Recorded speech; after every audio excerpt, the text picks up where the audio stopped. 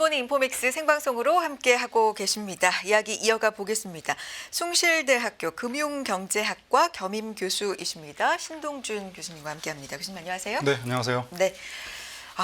요즘 시장 보면요. 변동성이 어마어마해서요. 네. 네.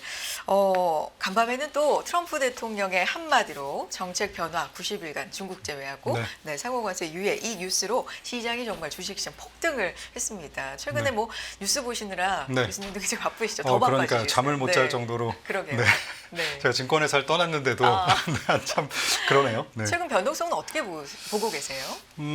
뭐 트럼프가 처음 당선될 때부터 하고 네. 싶었던 것들이 있었잖아요. 그렇죠. 미국 재정 적자 이슈가 물론 깔려 있는 상태고 부채가 깔려 있는 상태에서 제조업을 좀 부흥시켜서 성장하고 국민들을 혹은 미국을 위대하게 만들겠다라는 기존의 그 틀에 의해서 하나하나 진행됐던 것인데 아무래도 좀 승산이 좀 낮은 게임이 아니었나 하는 생각은 들고요.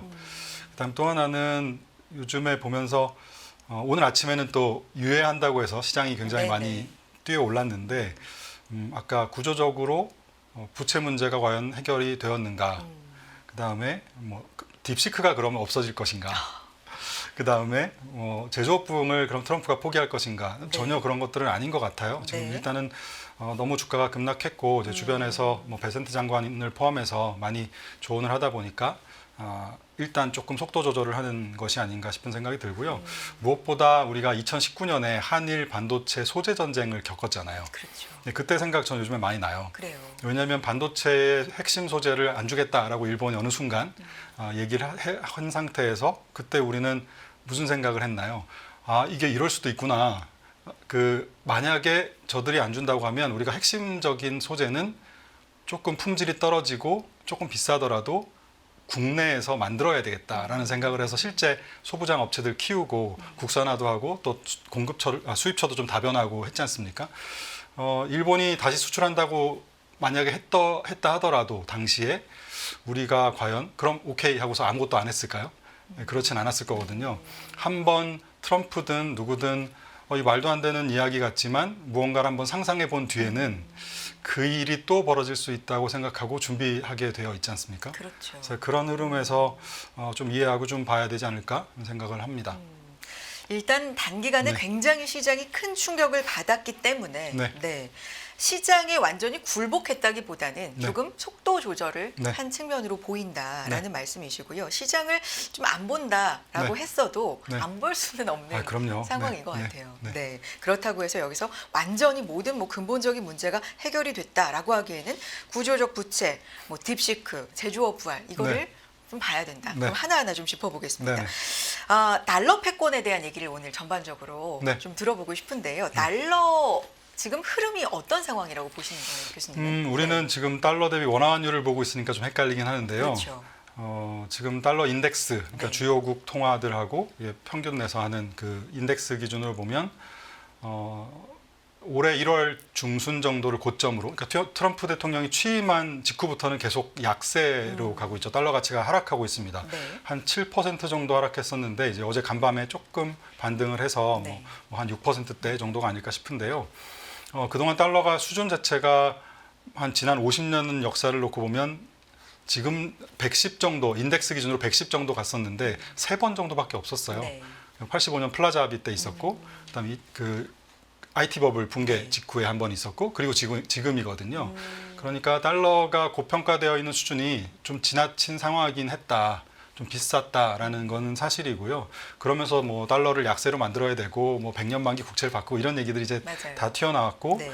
환경적으로가 가능하다 보니까 뭔가 그때 다 그런 이벤트들이 있었다 보니까 이제 좀 더 걱정을 했던 것이죠.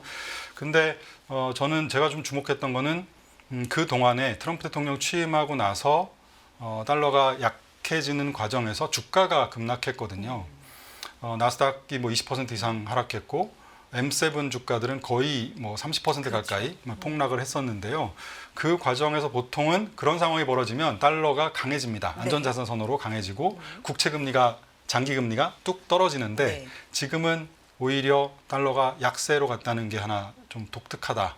과거랑 좀 많이 다르다라는 거고 네. 더군다나 지난 주말 이후부터 국채금리까지도 급등해서 지금 4월 2일 날 관세 발표하기 직전 수준보다도 꽤 높은 뭐 15bp 정도라도 높은 수준에서 지금 형성이 되고 있잖아요. 그래서 이런 것들이 저는 달러 패권 혹은 달러 자산에 대한 신뢰에 좀 금이 가게 만드는 것이 아닌가. 아까 제가 한일 소재 전쟁 얘기 드린 것처럼 뭐 관세 이슈도 그렇고 또 우리 뭐 스티븐 미란 보고서에서 본 것처럼 이게 동맹국들과 뭔가 비용을 분담하자라는 이런 미국 행정부의 고위층들의 어떤 생각 뭐 이런 것들이 오픈이 되면서 나타난 현상 같아요. 뭐 미국 우선주의 그리고 동맹국에 대한 뭐 젤런스키 우리가 봤잖아요. 그렇죠. 여러 가지 혐오, 뭐 조롱 이런 것들이 이게 달러 자산을 내가 보유하고 있는 것이 생각보다 위험이 옛날만큼 전혀 없는 게 아니구나. 유동성에 대한 리스크도 있고 또 갑자기 이자를 덜 주겠다고 나오기도 하고 이렇기 때문에 기본적으로는 조금 줄여서 가야 되겠다는 생각을 저 같아도 할 것 같아요. 제가 만약에 우리나라도 지금 미국 국채 많이 갖고 있지 않습니까? 미국 국채 갖고 있는 사람인데 미란 보고서라든가 100년 만기 뭐 무이자 국채 이런 얘기 나오면 더 사기보다는 여기서 조금씩 줄여가거나 아니면 만기가 좀 짧은 걸로 바꿔놓고 여차하면 그냥 만기가 돌아오도록 네. 이렇게 만들어야 되지 않을까 하는 생각을 할 것 같거든요. 네.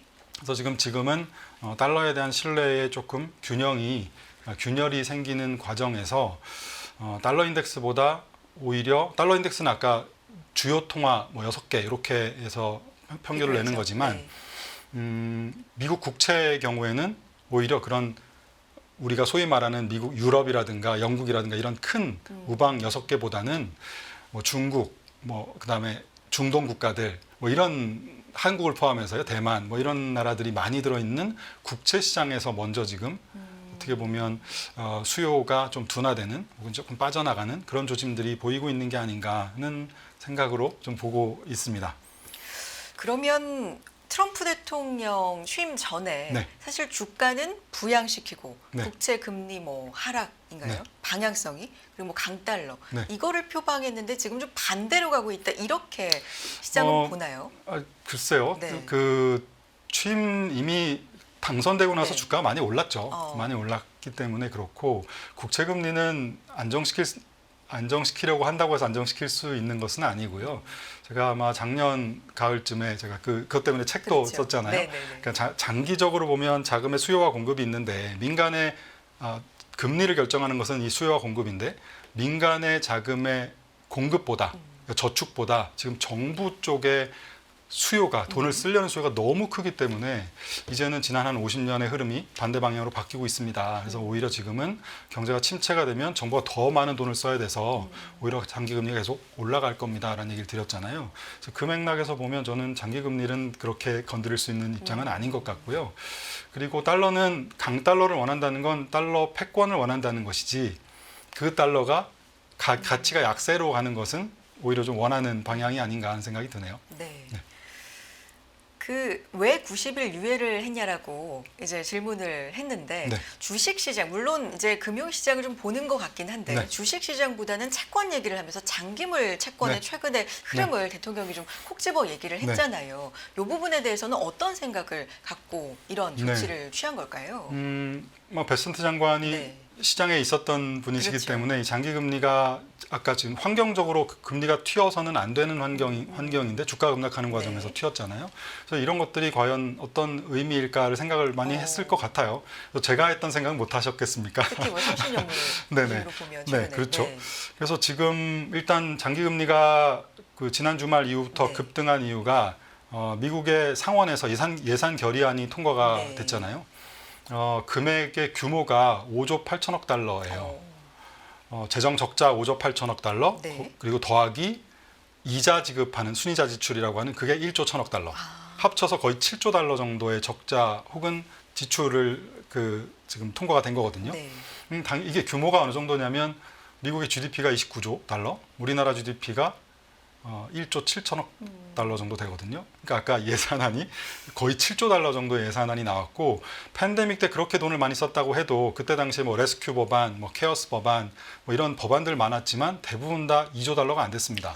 와. 1조 달러, 1조 7천억, 8천억 뭐 그 정도였고 그렇게 보니까 거의 7조 네. 달러가 어느 정도 네. 규모인지 그렇죠. 와닿아요. 1차 감세 때도 트럼프 1기 때 감세도 1조 5천억 달러였거든요. 네. 그러니까 그거에 비하면 지금 굉장히 큰 물론 조금은 더 감축안을 낼 수도 있겠지만 지금은 굉장히 큰 규모가 일단 상원에서 통과가 되다 보니까 국채에 매매를 하는 사람들 입장에서 보면 저거 다 발행되겠구나.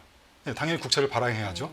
발행이 공급이 늘어나는 부분, 아까 제가 정부의 자금 수요가 늘어나는 부분이 국채 공급으로 나타나는 거잖아요. 그래서 그 부분에 대한 두려움이 일단 컸다라는 생각이 하나 들고요. 두 번째는 그렇게 지금처럼 관세나 이 고율 관세를 계속 부과하게 되면 자연스럽게 교역량이 줄 수밖에 없습니다. 교역량이 줄면 관세 수입도 줄겠죠. 네. 원래는 재정 적자를 그렇게 더 내더라도 관세 수입으로 뭐 한 6조 달러 정도를 수입을 충당하겠다라는 게 기본 계획이었는데 이 규모가 줄어들 수가 있고요. 또 하나는 아까 제가 경제가 지금 이런 상태로 가서 혹시라도 침체에 빠지거나 나빠지면 당연히 정부는 재정을 더 써야 되거든요. 국채 공급 더 늘어나는 거죠. 그래서 이런 저희가 국채 공급이 이렇게 확 늘어난 계기가 팬데믹이었잖아요. 경제가 안 좋으면 당연히 정부가 돈을 더 쓸 수밖에 없습니다. 네. 그래서 그런 것들이 일단 기본적으로는 국채 공급에 대한 우려가 컸다라는 건데 저는 여기서 이제 조금 한 발 더 나아가서 보면 채권 시장의 용어로 얘기를 드리면 국채를 보유하는 데 따른 보상을 더 요구하게 되는 이제 과정인 거예요. 나는 가만히 국채를 보유하고 있는 사람인데 발행이 자꾸 늘어나면서 가격이 떨어지고 금리가 상승하면 가만히 있어도 내가 위험이 늘어난다. 그럼 이거에 대한 위험에 대한 보상을 요구하게 돼 있거든요. 근데 이게 금리가 높게 형성이 되는 거죠. 네. 그래서 그 부분이 일단 아까 제가 말원하고 협상 구상이라든가 100년 만기 국채로 바꾼다고 그러면 나는 지금 금리도 안 될 것 같은데 더 높은 금리가 필요해. 혹은 나는 국채 시장을 떠날 거야 라고 하면 남아있는 사람들이 더 높은 그렇죠. 금리를 요구하게 되겠죠. 네. 뭐 그런 부분들이 지금은 많이 반영이 됐을 거고요. 중국이나 이런 뭐 러시아는 이미 퇴출이 된 상태잖아요. 중국이나 이런 나라들 입장에서 보면 당연히 미국하고의 교역량이 앞으로 줄지 않겠습니까? 그러면 옛날만큼 달러가 필요하지는 않을 거예요. 그러면 옛날만큼 국채 입찰에 들어가는 속도라든가 이런 것들도 당연히 속도 조절을 할 거고 지금처럼 딱 보니까 달러 패권에 대해서 살짝 의심들을 하고 있는 과정이라면 여기서 한번 흔들어 볼 만한 여지도 있지 않나 싶은 거죠. 네. 예를 들어서 위안화 절상을 좀 용인하는 듯한 제스처를 보인다던가 아니면 국채 시장에서 어떤 제스처를 보인다던가 뚜렷한 뉴스는 없었습니다. 근데 중국이 지금 국채 보유량이 한때 1조 한 3천억 달러 조금 넘게까지 갔다가 지금 절반이거든요. 한 7천억 달러 정도 수준으로 쑥 내려온 상태이기 때문에 러시아는 이미 나갔고요. 말씀드린 대로. 그래서 지금은 얼마든지 그런 조그마한 국채에 대한 수요가 줄어든다는 뉴스에 시장이 좀 반응할 수 있는 여지가 있다라는 생각이 들고요. 또 시장이 기대했던 것은 연준의 풋이잖아요. 그렇죠. 그런데 사실 지난달 고용지표를 보셨지만 관세를 부과하기 직전 달에도 고용이 활발했거든요. 그러니까 그만큼 관세는 협상 카드일 거야라고 뭐 저도 그렇게 생각했고 그런 상태였기 때문에 경제가 실물 경제가 실제로 그렇게 나쁘지 않았습니다. 그런 상태에서 혹시라도 연준이 여기다 금리 인하를 하게 되면 아마 장기 금리는 더 튀어 올라갈 거예요. 인플레이션 우려 때문에요. 네. 그래서 이런 것들이 지금은 좀 반영이 돼 있는 게 아닌가 싶습니다. 실제 외국인들의 미국 국채 발행 잔액 중에서 외국인들이 국채를 사는 규모는 조금씩 늘고는 있어요. 왜냐하면 발행이 자꾸 늘어나니까요. 근데 발행 잔액 대비 외국인의 보유 비중을 보면은 지금 한때 한 15년 전만 해도 거의 50%대 중반 네. 정도 정도 차지했거든요. 전체 발행 중에서 민간이 뭐랄까요? 매매할 수 있는 채권의 잔액 중에서 외국인들이 한 55%, 6%를 갖고 있었는데 네. 지금 30%예요. 많이 줄었네요. 네, 많이 줄었죠. 연준이 그럼 많이 갖고 있나? 아니에요. 연준도 한 2, 3년 전에 한 25% 갖고 있다가 지금 15%입니다. 그럼 누가 그럼 이자리를 채웠지? 보면 개인 투자자들이에요. 그리고 개인들이 돈을 넣은 약간 뭐 자문사라든가 뭐 법인이라든가 이런 것들 있잖아요. 어쨌든 개인. 그들이 20%예요, 지금. 네. 한국도 최근에 개인 투자들의 채권 투자가 늘어난 것처럼 금리가 워낙 높았고 기준금리 인하한다고 하니까 한 2, 3년 전부터 많이 들어왔잖아요. 그게 똑같이 미국에도 있는 상황이고 그래서 국채 수요를 충당하기 위해서 은행들의 규제를 풀어준다. 뭐 이런 얘기가 있었지 않습니까? 은행 비중이 6%, 7%밖에 안 됩니다. 그러니까 이게 한계가 있어요. 그래서 지금은 특히 개인의 20%는 언제든지 매매할 수 있는 수요이기 때문에 뭐 연기금 뭐 이런 중앙은행 이런 게 아니니까요. 조금 더 가볍네요. 가벼운 돈이. 그래서 그런 면에서 좀 위험은 좀 있고 아. 또 하나는 아까 외국인들의 국채 보유량은 꾸준하게 그래도 늘고 네. 있다고 말씀드렸습니다. 비중은 줄어도 그 보유량은 늘고 있지만 이 늘어난 보유량 중에서도 정부나 공공부문과 민간 개인을 이렇게 빼서 보면 공공부문은 양 자체도 안 늘어나고 있어요. 이렇게 쭉 꾸준하게 늘어나는 건 다 민간입니다. 그러니까 이게 수요의 기반은 뭐 수요의 질이라고 할까요? 국채를 사고 있는 수요의 질은 점점 좀 나빠지고 있다. 변동성이 훨씬 더 커질 수 있는 여건은 충분히 갖춰져 있는 상태에서 국채 공급 뉴스가 꽉 나오니까 시장이 크게 급등락하면서 반응하는 그런 양상이라고 보여집니다. 한 가지 조금 더 우려스러운 뉴스 플로우가 있었는데 한 2주 전쯤인가요? 유럽의 중앙은행하고 금융당국에서 회의하고 나서 나와서 인터뷰한 내용이 네. 오픈이 됐잖아요. 우리가 만약에 그러니까 유럽이 우리가 만약에 팬데믹과 같은 똑같은 상황 혹은 크레딧 스위스가 디폴트 나는 이런 상황이 되면 금융시장이 요동을 치면 연준이 달러 수합 라인을 열어줄까? 예, 젤렌스키한테 광물 내놔 했던 것처럼 수합 라인을 열어주면서 우리한테 뭐를 요구하지 않을까? 옛날처럼 뭐 이런 뉴스가 있었어요. 그런 논의가 있었다는 얘기예요. 공식적인 논의는 아니지만 비공식적으로 논의한 것이 회의장 밖에 나와서 네. 인터뷰한 것이 아마 로이턴과의 기사를 통해서 흘러나왔었습니다. 저는 충분히 가능한 얘기인 것 같고요. 우리도 지금 그런 생각하잖아요. 네. 뭐 방위비를 올리겠다고. 볼모로 뭐 다른 거를 내놓으라고 하진 않을까? 뭐 이런 것처럼 역시 트럼프의 저런 스타일로 봤을 때 지금처럼 아까 우방국들을 상대로 무제한 수합 라인 열어줬던 거를 얼마든지 이제는 이자를 내라고 하던가 아니면 너네 뭐를 더 해라고 하던가 할 수 있는 여지가 생겼다. 그럼 그거는 사실 연준이 하고 있는 최종 대부자의 역할 그 부분에 대한 또 의심이 생긴 거거든요. 그렇게 될 가능성은 저는 없다고 봅니다. 지금 당장 한 뭐 몇 년 안에는. 왜냐하면 그건 너무너무 큰 사건인데요. 문제는 상상을 하기 시작했다는 거죠. 그러니까요. 그런 네, 얘기가 네. 자체가 나오고 네네네. 네, 아무리 코끼리를 뭐, 생각하지 그러게요. 마라는 거랑 똑같은 거라 상상을 하기 시작했다는 것은 이제는 준비하기 시작했다는 것이고 슬픈 이야기는 그렇게 해서 그럼 우리도 다른 대체 수단을 찾아봐야 되지 않겠니? 뭐 유럽이 달러 펀딩하는 게 달러로 자금 조달하는 게 거의 20% 가까이 된다고 해요. 그거를 그럼 좀 다변화해야 되지 않겠어? 라고 했지만 막상 그럼 어디로 갈 건데 대상이 지금 없다는 거죠. 그래서 대안이 없습니다. 지금은. 하지만 모두가 다 그런 생각을 하고 있기 때문에 조금씩 다변화하고 있는 거죠. 달러 비중을 좀 줄이고 실제로 외환보유고 전 세계 외환보유고의 비중을 보면 중국이 WTO 가입했던 2001년은 달러 비중이 네. 71%였어요. 지난 1분기 데이터 발표된 거 보면 57%입니다. 네. 그러니까 이게 달러 비중이 그만큼 외환보유고에서도 많이 줄었고 그럼 누가 늘었나 보면 뚜렷하게 늘어난 데는 없거든요. 다변화. 네, 조금씩 네. 늘고 특히 이제 금보유가 늘었을 거고 기타 통화라고 돼 있는 데가 꾸준히 늘고 있는데 거기에 아마 위안화, 뭐 루블 이런 것들이 들어가 있지 않을까 싶습니다. 네. 뭐 달러 패권이 좀 변화하고 있는 부분들, 채권 금리 최근의 움직임들의 한두 가지 이유가 아니네요. 네. 진짜 말씀 네. 들어보니까 정말 여러 가지 원인이 있다라는 생각이 드는데 하나 조금 더 주목해야 될 부분이 의회 예산국, 미국 의회 예산국 CBO인데요. 부채 한도 여기서 더 확대하지 않으면 미국 정부 지급 여력이 8월이나 9월에 고갈될 가능성 이런 얘기를 언급한 적이 있고 요거 조금 더 빨라지면 5, 6월도 네. 가능하다 이런 얘기했었잖아요. 우리가 네. 이제 엑스데이트라고 네. 일명 좀 두렵게 한편으로 생각하고 있는데 요거 지금 흐름은 어떻게 보고 계십니까?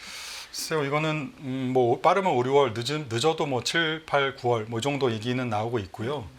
근데 이것도 똑같은 얘기죠. 사실 부채 한도 협상이 타결이 안 된다고 해서 부도가 나거나 하는 건 아니죠. 뭐 기축통화국이니까 달러를 찍어서 갚으면 되니까요. 네네. 근데 늘. 지금 법적으로 기술적 디폴트라고 우리가 하지 않습니까? 잠깐 시간이 좀 걸리는 그래서 셧다운하고 뭐 이런 건데 이것도 기술적 디폴트가 발생하거나 셧다운이 될 거라는 두려움 때문에 그 부분에 있는 만기가 되는 단기 채권 네, 롤오버가 안 되거나 만기 상환을 못 받을 수가 있으니까요.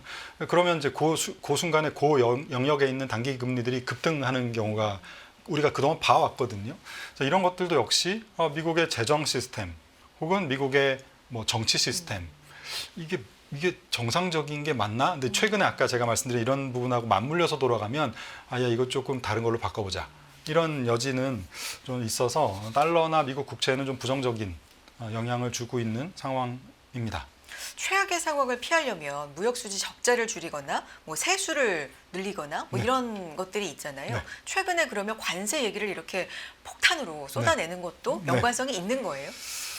관세 얘기는 사실 트럼프가 진짜로 하고 싶은 것은 아까 미란 보고서에서 우리가 살짝 봤죠. 네. 트럼프가 진짜로 하고 싶은 것은 미국의 부흥, 뭐 성장 이런 것 아니겠습니까?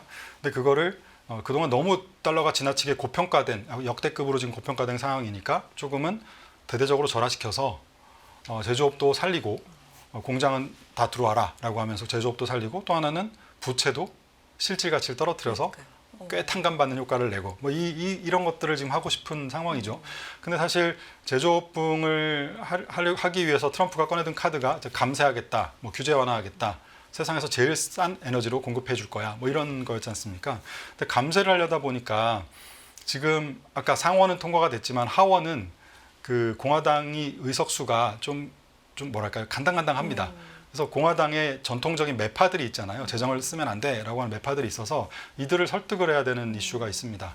그래서 이들을 설득하려면 재원을 감세를 할 거면 어차피 또 재정이 더 적자가 될 테니 이거를 마련할 수 있는 방안을 계획을 제출해주면 내가 이걸 보고 공화당 의원들이 나도 찬성할게라는 거였잖아요. 그런데 지금 아무리 봐도 지출을 줄일 수 있는 항목이 없어요. 의무 지출이 60%가 넘고 이자 지출 뭐 13%, 재량 지출 중에서 12% 국방비 다 빼고 나면 한 13%, 14%만 남아요. 그 중에서 줄여야 합니다. 여력이 진짜 없네요. 네, 줄여야 되는데 그 줄이는 것 중에서 그래서 교육부 뭐 폐지하겠다. 그다음에 그 정보 효율부 일론 머스크한테 뭐 아프리카에 우리가 환경을 위해서 어린이를 위해서 돈을 쓰고 있어요. 말이 됩니까? 이걸 줄입시다. 이런 얘기가 자꾸 네네. 나오는 배경인 거고요. 그래서 줄이는 건 한계가 있으니 그러면 관세를 통해서 아까 관세를 통해서 네. 조금 우리가 6조 달러를 마련할 테니까 좀 통과를 해달라. 뭐 이런 흐름이 아니었나 싶고요. 그러면 관세가 지난 뭐 며칠 전만 해도 트럼프 대통령이 관세 수입이 들어오고 있습니다. 뭐 이런 얘기를 자꾸 했지 않습니까? 맞아요.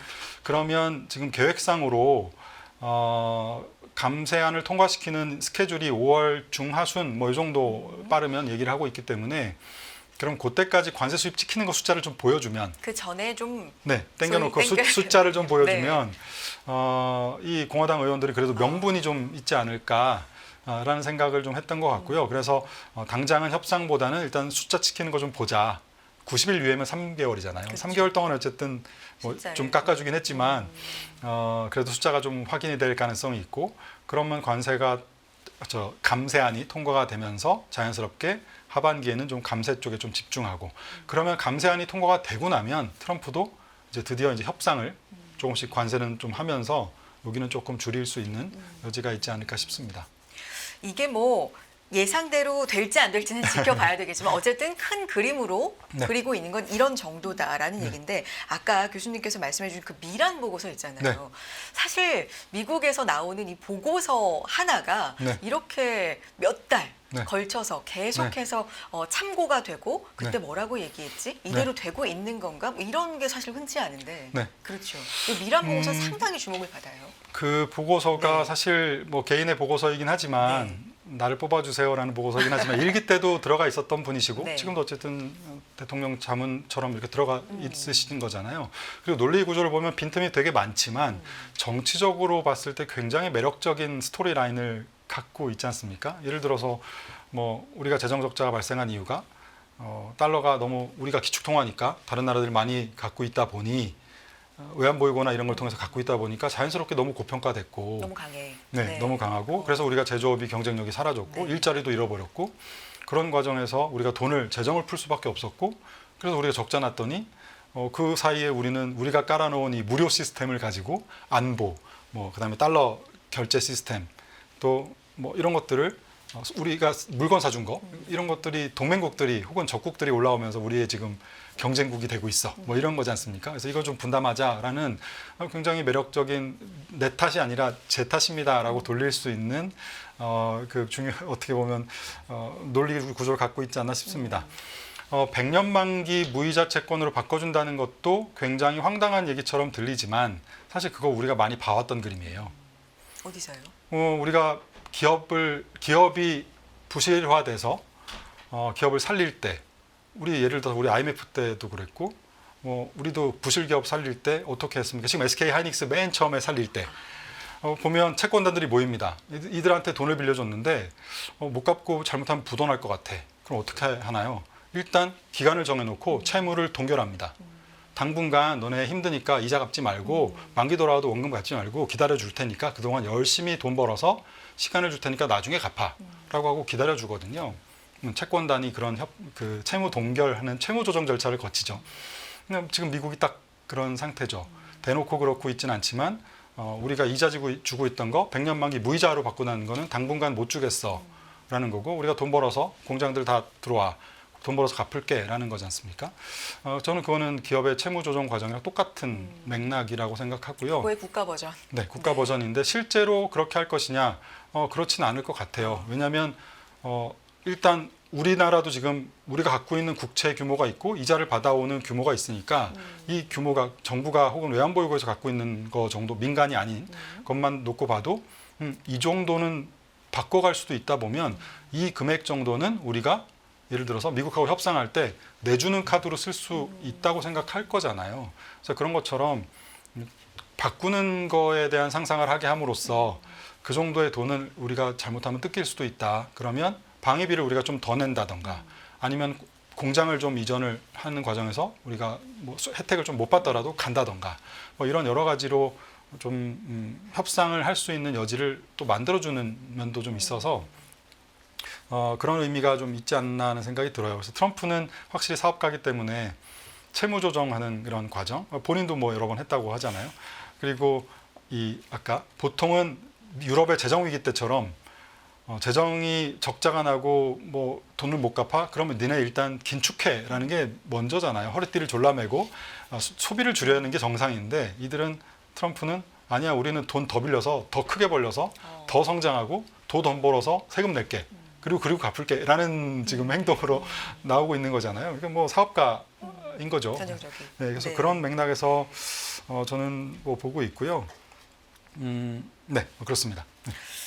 이제 서서히 마무리를 해봐야 되는데 네. 최근에 미증시, 뭐 증시로 이제 반응이 즉각 나타나니까요. 그 이면에 이제 미국의 어떤 정책 추진 여러 가지 그리고 사실 이 정책 추진에도 허점이 좀 많잖아요. 여러 가지 세부적인 부분들도 이렇게 좀 어설픈가 하는 부분들이 좀 이제 보이다 보니까 그리고 말도 계속 바뀌고 뭐 이러다 보니까 사실 아까 뭐 달러 패권도 그런 것도 좀 미국에 대한 신뢰 이런 것도 좀 어느 정도 영향이 있지 않나라는 생각이 드는데 지금 미국 예외주의가 미국 우선주의가 어쩌면 미국 고립주의로 될 수도 있지 않나라는 의문이 제기가 되는 가운데 한편으로는 미국이 이제 좀 순순하게 합의를 할 수 있는 국가와 굉장히 뭐 중국처럼 반항을 세게 하는 국가, 소위 나누자면 이렇게 투 트랙으로 전략을 쓰기 때문에 아무래도 미국 고립주의는 좀 힘들 것 같아라는 의견도 있을 수 있는 것 같아요. 네. 어떻게 보세요? 큰 그림으로는. 저는 오늘 아침에 아까 중국을 제외한 나머지 국들은 협상할게라는 전략은 굉장히 똑똑한 전략이었다고 생각해요. 왜냐하면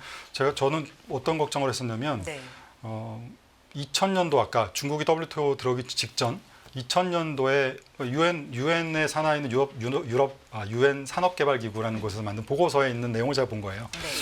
거기 있는 내용을 보면 제조업의 부가가치의 어떤 점유율이라는 게 나옵니다. 그러니까 이건 아마 제조업의 점유율이라고 보시면 될 것 같아요. 제조업 마켓쉐어라고 보시면 될 것 같은데 2000년도에 미국의 점유율이 제조업 1등이었습니다. 11% 전국에 25%로 1등이었어요. 1등이었고 뭐 2등이 일본, 독일 뭐 이런 순서로 쭉 내려갑니다. 중국이 당시에 6%인가 뭐 이 정도밖에 안 됐어요. 4%가 6%인가 그래요. 작았어요. 순서가 그리고 비중이 소위 말하는 미국의 동맹국들 다 합쳐 보면 75% 이상. 이게 제조업의 공급망이 뭐 완벽하게 구축돼 있었던 거죠. 그런데 이 보고서가 대조하고 있는 건 2030년입니다. 2030년에 어떻게 바뀔 건가? 미국이 아까 25%에서 점유율이 11%로 떨어진다. 2등이 역시 일본, 독일 뭐 이 순서로 가요. 근데 6%, 뭐 3%이 정도 수준밖에 안 되고 한국이 드디어 이제 보이는데 이제 3% 독일하고 똑같이. 네. 근데 여기 다 합쳐도 중국이 45%로 올라갑니다. 그래서 여기를 다 합쳐도 중국보다 작다. 그러면 지금 군사적인 어떤 충돌 관점에서 보면 뭐 배를 만든다던가 항공모함을 만든다던가 드론, 뭐 로봇, 뭐 이런 것들이 AI 기술이 있어도 이 사람이 들어와서 제조업의 경쟁력이라는 것은 물론 기술력도 있지만 조립 능력도 있지만 이 노동력에 대한 것들도 네. 있고 뭐 충분히 그런 모든 것들을 봤을 때 동맹국을 저렇게 미국에서 혼자 다 만든다고 뭐 애플을 정말 미국에서 다 만들 수 있다고 뭐 부품까지 과연 정말 다 가능할까 인건비가 될까 이거를 생각해 보면 사실 동맹국들은 이 라인을 만들어 놓고 중국을 배제시키는 정책을 해야 되는데 지금 거꾸로 그동안 미국은 미국을 다 만들고 나머지를 중국하고 한편 먹을 수 있는 이런 형태의 정책들을 그런 판을 좀 깔아주는 예, 그렇게 했었잖아요. 네. 그래서 저는 이거 되게 위험한 정책인데 우리도 너무 고민스럽고요. 그러면 네. 그래서 그런 그렇죠. 의미가 좀 있지 않나 하는 생각이 들고요. 글쎄요, 미국의 예외주의의 핵심은 자본 유출이라고 생각합니다. 최근에 보면 미국이 경상수지 적자가 많이 났다고 하는데 트럼프 대통령이 무역수지가. GDP에 제가 본 건 이제 경상수지인데요. 뭐 네. 무역수지 그 안에 포함되어 있으니까요. 경상수지가 GDP의 4% 정도 적자입니다. 그러면 그대로 반대편에서 4% 정도의 중장기 자금이 들어오고 있다는 뜻이거든요. 미국으로. 실제로 보면 작년에 미국에 자금이 들어간 게 1조 2천억 달러가 중장기 자금이 들어갔어요. 주식에서 한 3,100억 달러, 나머지는 채권. 그래서 거의 1조 2천억 달러. 그러니까 금융계정에서 들어오는 것들과 경상수지와 이게 정확하게 상쇄가 되는 거죠. 그런데 그 자금으로 이렇게 놓고 보면 아직까지는 빠져나가는 조짐들이 주식 쪽에선 잘 안 보이는데요. 네. 채권 쪽에선 작년 11월부터 규모는 작지만 조금씩 나가고 있는 모습이 관찰이 됩니다. 올해 1월 달까지 데이터가 나와 있는 상태라서 아마 3월 데이터부터 보면 조금 심해졌을 것 같긴 한데 좀 봐야 될 것 같고요. 또 하나 자본 이탈하고 있는 것 중에 하나가 미국 거주자들의 자금 네. 이탈이에요. 이 자금 이탈이 내부에서도. 생각보다 네. 작년부터 좀 빨리 나타나고 있는 상태입니다. 주식 채권 다요. 합쳐서 한 4, 5천억 정도 달러가 나가고 있는 상태예요. 알겠습니다. 오늘은 여기까지 현상에 대해서 좀 분석 들어봤고요. 급변하고 있어서 네. 종종 모셔서 큰 그림 얘기를 좀 들어봐야 될 것 같습니다. 감사드립니다. 숭실대학교 금융경제학과 겸임교수이십니다. 신동준 교수 함께했습니다. 고맙습니다. 네, 고맙습니다.